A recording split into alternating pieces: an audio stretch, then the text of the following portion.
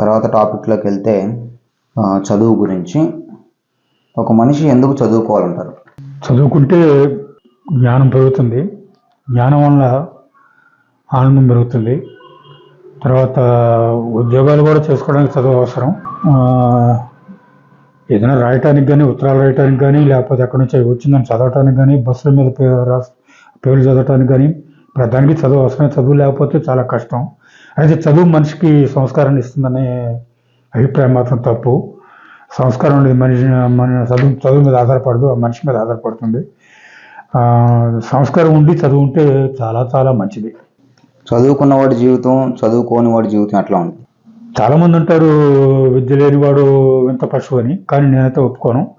చదువుకున్న వాళ్ళు కూడా పెద్ద పెద్ద పశువులు ఉంటారు. కానీ చదువుకున్నవాడికి చదువు లేనివాడికి జీవితంలో తేడా ఏంటంటే, ఎక్కడికైనా పోయినా కూడా, ఏదైనా దేశం పోవాలన్నా ఎక్కడికైనా పోవాలన్నా కూడా చదువు అతనికి ఉపయోగపడుతుంది. చదువు లేనివాడు పక్కన ఒక చదువుకున్న వాడిని తీసుకుపోవాల్సి వస్తుంది. అయితే ఎంత చదువుకున్నవాడైనా సరే మరి డబ్బు లేనప్పుడు డబ్బు అవసరం వస్తుంది. డబ్బు ఉండి కొద్దిగా చదువు ఉంటే ఎక్కడైనా తిరిగి రాణించగలడు చదువుకున్నవాడు. తెలుగు మీడియం చదువు మంచిదంటారా, ఇంగ్లీష్ మీడియం చదువు మంచిదంటారా?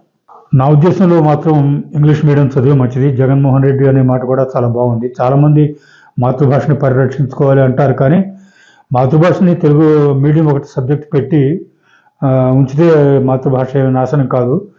ఇంగ్లీష్ మీడియం ఎందుకు కావాలంటే ఇవాళ ప్రతిదీ కూడా ఇంగ్లీష్లోనే వస్తుంది. ప్రతిదానికి దాన్ని అనువాదం చేసి చేసినంత వరకు ఒకటి టైం వేస్ట్ అవుతుంది.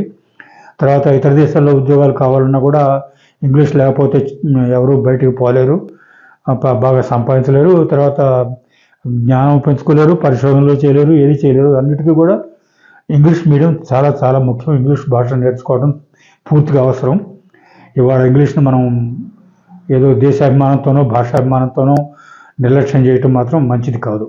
కులపిచ్చి ఉండటం ఎంతవరకు సమంజసం అంటారు? కులపిచ్చి ఉండటం నాకు మాత్రం నచ్చదు, పూర్తిగా నచ్చదు. ఇదంతా కూడా ఏదో పురాణంలో చెప్పారు తప్పితే మనుషులంతా ఒకటే, కులాల్లో పెద్ద తేడా ఏం లేదు.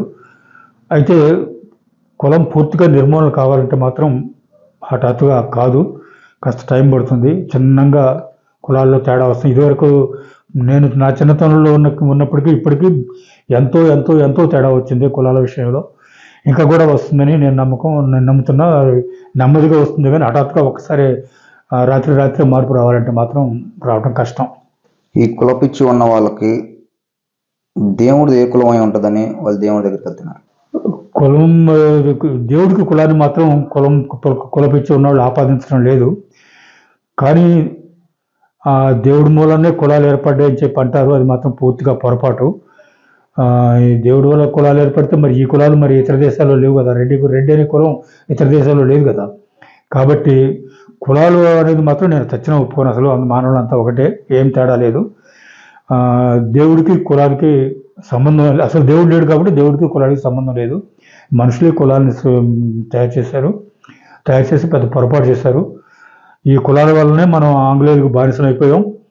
ఈ గాంధీ హరిజనులని అదని ఇదే తీసుకొచ్చి చేయబట్టే మనకి స్వాతంత్ర్యం వచ్చింది. కానీ ఇదే అస్పృశ్యతని ఇది కొనసాగించినట్టే మనకు స్వాతంత్ర్యం వచ్చేది కాదు. ఇంకా కొన్ని చోట్ల అంటరానితనం ఇంకా కనిపిస్తూ ఉంది. దీనికి మీ స్పందన? ఇది పూర్తిగా పొరపాటు, పిచ్చి కూడా. కాకపోతే వాళ్ళు కొంతమంది తొందరగా అంటరానితనాన్ని అంగీకరించడం అనేది చేయలేకపోతున్నారు. కానీ మొత్తం మీద అసలు మాత్రం అంటరానితనాన్ని మార్చడం మాత్రం తేలిక, చాలా తేలిగ్గా మార్చుకోవచ్చు. ఆ భావాన్ని మనసులో తుడి చేసుకోవడం చాలా తేలిక. అంటరానితనం మాత్రం అమానుషం, రాక్షసత్వం కూడా. మనిషి జంతువులా ప్రవర్తించడానికి కారణాలు ఏంటి? మనిషి జంతువులా ప్రవర్తిస్తే కొంత మంచిదేనేమో, కానీ అప్పుడప్పుడు జంతువులు కొన్ని క్రూరత్వాలు, ఆ క్రూర లక్షణాలు ప్రదర్శిస్తాడే తప్పితే జంతువులోని మంచి లక్షణాలు మాత్రం మనిషి ప్రదర్శించడు. అసలు మనిషిని, జంతువుని ఎవరైనా తిడితే జంతువులు ఏడుస్తాయంటే వీడిని నాకు అంటగట్టారా వీడి గుణాలన్నీ అని. మానవులో ఉన్న దుర్మార్గాలు, దుర్లక్షణాలు జంతువుల్లో ఉండవు.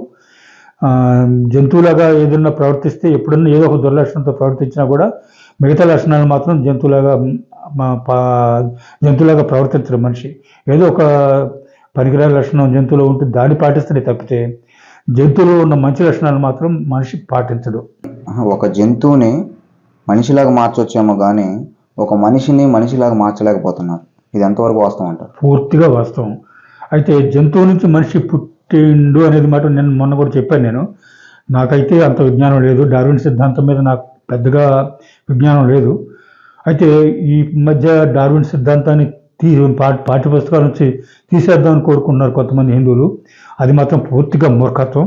డార్విన్ సిద్ధాంతాన్ని తీసేయకూడదు. నమ్మినా నమ్మపోయినా సిద్ధాంతం ఉండాలి పుస్తకాల్లో. డార్విన్ సిద్ధాంతాన్ని నేను నిజమే అంటానికి నాకు తగిన విజ్ఞానం లేదు. తర్వాత మనిషిని దేవుడు సృష్టించిండు అనే దానికి మాత్రం నాకు దేవుడు లేడు కాబట్టి దేవుడు సృష్టించనే మాట నేను నమ్మను. తర్వాత జంతువు మనిషి డార్విన్ సిద్ధాంతం ప్రకారం అవుతాడేమో కానీ మనిషిగా ఒక మానవుడిగా తయారు కావాలంటే మాత్రం చాలా కష్టంగా ఉంది. ఎంతసేపుడికి మనిషి దిగదారుతున్నాడే తప్పితే సంస్కారాన్ని పెంచుకోవట్లేదు, సంస్కృతిని పెంచుకోవట్లేదు. మరి ఎందుకో. చదువు యొక్క పుట్టుక ఎట్లా వచ్చిందంటారు? చదువు పుట్టుక ప్రతి దేశంలోనూ స్వతంత్రంగానే వచ్చింది. ఒక దేశం నుంచి చదువు ఏమీ ప్రపంచవ్యాప్తంగా ఏమీ వ్యాపించలేదు.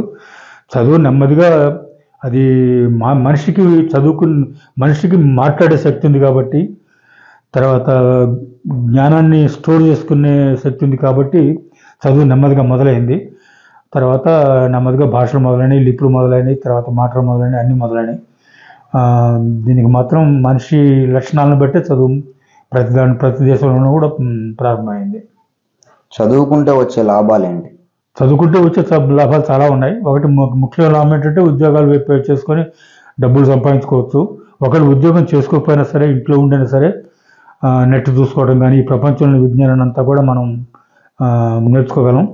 తర్వాత చదువు వల్ల బయటకు పోతే ప్రతి కూడా బోర్డు మీద కానీ ఏదైనా అక్షరాలు ఉంటాయి కాబట్టి ఆ అక్షరాలను చదివి అర్థం చేసుకునే శక్తి చదువుకే ఉంది. కాబట్టి మనిషికి ప్రతి విషయంలోనూ చదువు ఉపయోగపడుతుంది. అయితే చదువు వల్ల కొంతమంది మనుషులు రాక్షసులుగా మారిన సందర్భాలు ఉన్నాయి. అయితే వాళ్ళు అట్లా మారారు కాబట్టి మనం చదువుని నిషేధిద్దామనే ఉద్దేశం మాత్రం ఉండకూడదు. సరే, చెడు ఉంటుందేమో కానీ మంచిని మాత్రం మనం గ్రహించుకొని చదువు వలన ఉపయోగాలని గ్రహించుకొని చదువు వలన బాగుపడటమే మంచిది. చదువు మాత్రం తప్పనిసరి మనిషికి. చదువుకోనివాడు అన్యాయం చేస్తున్నాడంటే ఒక అర్థం ఉంది. చదువుకున్నవాడు కూడా అన్యాయానికి పాల్పడుతున్నాడు. దీనికి మీరు ఎంతవరకు సమర్థిస్తారు? నేను సమర్థిస్తాను. చదువుకున్నవాడు అన్యాయానికి పాల్పడితే చదువుకున్న వాడి కంటే కూడా ఇంకా తీవ్రంగా అన్యాయం చేయగలిగే శక్తి ఉంటుంది. ఎందుకంటే ఆ చదువు అతనికి అన్యాయం చేయడానికి కూడా ఉపయోగపడుతుంది. న్యాయం చేయడానికి చదువు ఉపయోగపడుతుంది, అన్యాయం చేయడానికి చదువు ఉపయోగపడుతుంది. చదువు లేని వాడికి అన్యాయం చేసినా కూడా వాడికి చదువు లేదు కాబట్టి అంత తీవ్రంగా అన్యాయం చేయలేడు. చదువు లేని వాళ్ళలో కూడా న్యాయంగా ఉండేవాడు ఉంటారు. న్యాయం అన్యాయం అనేది చదువు మీద ఆధారపడలేదు, ఆ మనిషి వ్యక్తిత్వం మీద, సంస్కారం మీద ఆధారపడి ఉంటుంది. పెద్ద స్థాయి వాళ్ళు, కింద స్థాయి వాళ్ళు అందరూ అన్యాయానికి పాల్పడుతున్నారు. ఏది మంచిదంటారు? అవును, పెద్ద స్థాయి వాళ్ళు అన్యాయాలకు పాల్పడుతున్నారు, చిన్న స్థాయి వాళ్ళు అన్యాయాలకు పాల్పడుతున్నారు. పెద్ద స్థాయి వాళ్ళు కోట్లలో అన్యాయం పాల్పడితే చిన్న స్థాయి వాడు వేలల్లో పాల్పడుతున్నారు. మొత్తం మీద బుద్ధి మాత్రం వాళ్ళది వీళ్ళది కూడా ఒకదాని కిందనే లెక్కగట్టవచ్చు. పెద్దవాళ్ళ వల్ల ఎక్కువ అన్యాయాలు, ఎక్కువ దుర్మార్గాలు, ఎక్కువ అవినీతి జరుగుతుంది. చదువుకున్న వాళ్ళలో కూడా బాగా చదువుకున్న వాళ్ళలోనే ఎక్కువ అన్యాయం, ఎక్కువ అవినీతి, దుర్మార్గాలు ఉంటున్నాయి. చదువురాని వాళ్ళు తక్కువ, కానీ మొత్తం చదువురానిలో కూడా అన్యాయం చేసే ప్రవృత్తి ఉంది. అసలైతే అతనికి చదువు లేదు కాబట్టి బాగా అన్యాయాలు చేయలేడు, చదువుంటే అతను కూడా బాగానే అన్యాయాలు చేయగలడు. మొత్తం మీద మానవుని మనసులో మాత్రం అన్యాయం చేసే ప్రవృత్తి, దొంగతనం చేసే ప్రవృత్తి పూర్తిగా ఉన్నాయి. అసలైతే మతం యొక్క పుట్టుక ఏమై ఉంటుంది అంటారు? కొన్ని విచిత్రమైన విషయాలు ప్రకృతిలో చూసి మనిషి ఆశ్చర్యపోయేవాడు. ఆ ఆశ్చర్యపోయిన దానికి ఏదో ఒక పేరు పెట్టి నమ్మేవాడు. ఆ నమ్మకాలే చిన్నగా మతంగా తయారైన తర్వాత సైన్స్ వచ్చి మతాలని దెబ్బతీయటం మొదలుపెట్టింది. ఇప్పుడు ఇదివరకు ఏవైతే ఆశ్చర్యాలు అనుకున్నారో, ఏవైతే వింతలు అనుకున్నారో వాటిని నెమ్మదిగా సైన్స్ విప్పదీస్తూ ఉంది, వాటికి తగిన వివరణలు ఇస్తూ ఉంది. కాబట్టి ఇప్పుడు ఎక్కువగా నాస్తికులు కూడా ప్రపంచంలో ఎక్కువ అవుతున్నారు, ఆస్తికులే తగ్గిపోతున్నారు. ఇప్పటికీ కూడా కొన్ని విషయాలకి సైన్స్ జవాబు చెప్పలేకపోవచ్చు. సైన్స్ అనేది ఒక మంత్రమే కాదు కదా, అది నెమ్మదిగా మానవుల అనుభవాలను బట్టి పైకి వచ్చిందే తప్ప అది మంత్రాపూర్వకంగా ఏం తయారు కాలేదు. కాబట్టి మానవుడు జ్ఞానం పెరుగుతూ ఉంటుంది, సైన్స్ పెరుగుతూ ఉంటుంది. సైన్స్ పెరిగిన కొద్దీ కూడా కొన్ని ఆచారాలని, కొన్ని వింతల్ని, కొన్ని ఆశ్చర్యాలని విడమర్చి చెప్పగలుగుతుంది. కానీ మతం మాత్రం వీటినన్నింటినీ కూడా ఏదో తెలియకపోయినా కూడా ఏదో ఒక కారణం చెప్పి మానవుల్ని అజ్ఞానంలో ఉంచుతుంది.